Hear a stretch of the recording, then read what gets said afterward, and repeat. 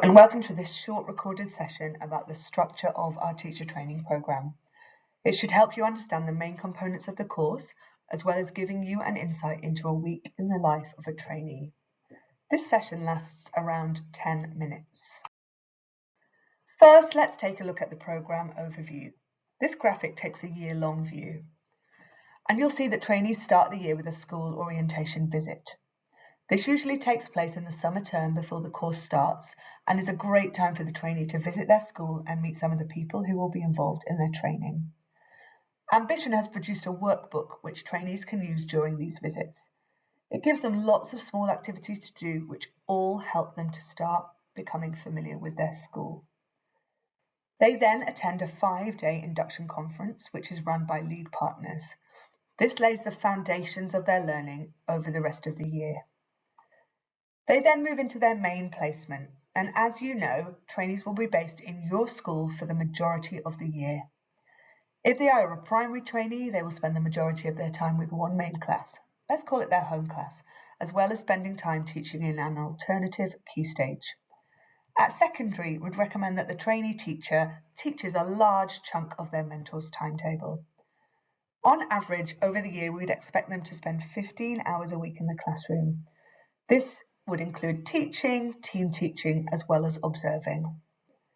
Now, once the academic year starts, trainees will do weekly self-study and attend weekly clinics.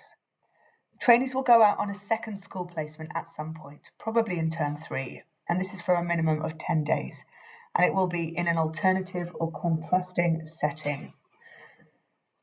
Finally, trainees will go out on a number of additional placement days across the year. These will usually be single days where trainees get to experience the wider educational landscape. Some are compulsory, for instance, cross-phase placements, where primary trainees, for instance, spend time in Key Stage 3 and in early years, and others supplement a trainee's experience, for example, spending a day in a PRU or a forest school. But what will a typical week look like for a trainee? This graphic shows you the components a trainee will engage with each week. They will start the week with a study which exposes them to powerful theory. They'll then attend a clinic run by an expert facilitator provided by your lead partner. And this serves as a bridge between theory and practice. Trainees will then meet with their mentor for a coaching session and also attend a deliberate practice clinic. Let's take a closer look at each of these components. Firstly, the weekly study. This will be completed independently by trainees. It will be hosted on our Learning Management System STEP Lab, and trainees will need to be given 1 hour each week to complete the study. Studies will be made up of insights and evidence summaries, and this is where trainees will first be exposed to the rigorous academic theory that they will use in their PGCE assignments. Trainees will also see expert videos designed to motivate trainees, exemplification of good practice through both videos and documents, and they will also complete online quizzes which will assess their understanding. Study modules are designed in a way to carefully manage a trainee's cognitive load and their attention. Now, let's take a look at the first talk component, the clinic. Next, trainees will attend a talk clinic with an expert facilitator. These are 2.5 hours long, and they are the main facilitated components of our course. These might be subject studies or professional studies clinics, and both the subject studies and professional studies clinics build upon the trainees' independent study. Clinics are designed for trainees to retrieve learning from their independent study, check and extend their understanding and misconceptions,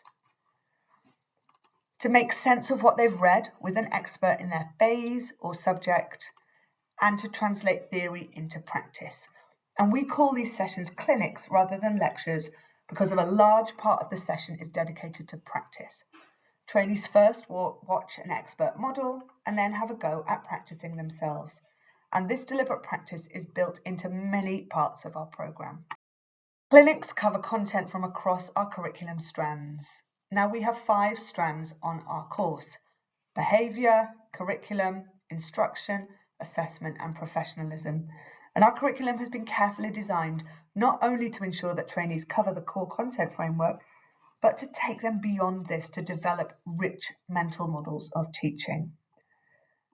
Now let's look at what makes a deliberate practice clinic. Now, deliberate practice clinics happen once every 2 weeks with small groups and are extra opportunities for practice following a professional studies clinic.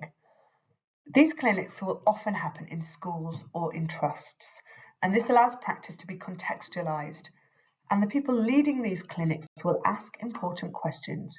How do we do this particular teaching skill in our school or in our trust? Deliberate practice clinics may be run by mentors, by ITT coordinators, or by other expert school staff, and they're a great way for staff working in schools to experience the benefits of deliberate practice with trainees. All trainees are entitled to 90 minutes of mentoring each week, and it's important to remember that this is a minimum statutory entitlement set out by the DfE. 60 minutes of this time is set aside for coaching.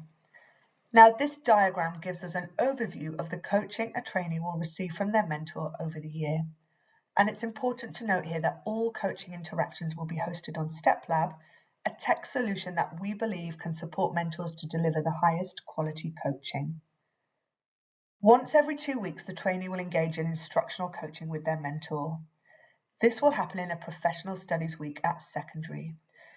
If your school uses the Ambition ECT program, you'll be familiar with the format and intent of instructional coaching sessions. We really believe in instructional coaching as a professional development tool because of the strong evidence base that sits behind it. On alternate weeks, trainees will receive a different type of coaching from their mentors, and this may be less familiar to you. We know that many trainee teachers struggle to plan lessons, so we've designed a form of coaching that will directly support with lesson planning. We call this preparation for teaching, and this will take place in subject studies weeks at secondary. During the autumn term, trainees are unlikely to be teaching full lessons. So preparation for teaching coaching in this term will support trainees to get ready for team teaching. In the spring and summer term, this will transition into coaching on planning, where trainees work with their mentor to discuss what they've learned in their subject clinic that week, and then apply this to a lesson they are teaching. In the past, mentors have had little knowledge of the trainee's curriculum, but StepLab helps to bridge that gap, prompting the mentor to ask coaching questions that are directly related to the module a trainee is engaging with that week.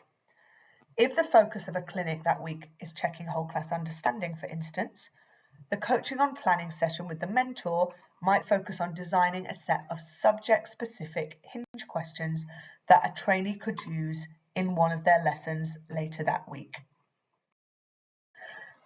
Finally, trainees will spend a large part of their week in the classroom. Following DfE guidance, we recommend that trainees spend around 15 hours a week in the classroom.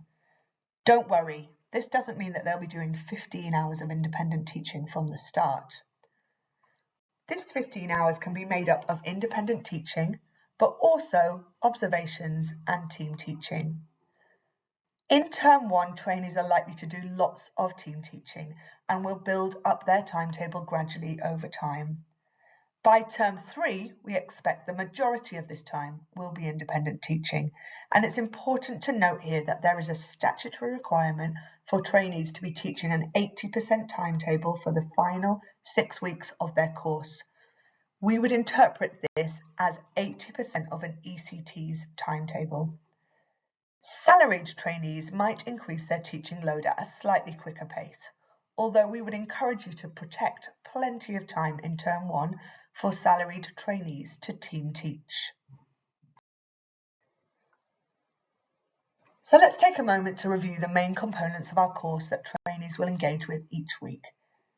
We hope that all of these will help your trainees thrive in your schools.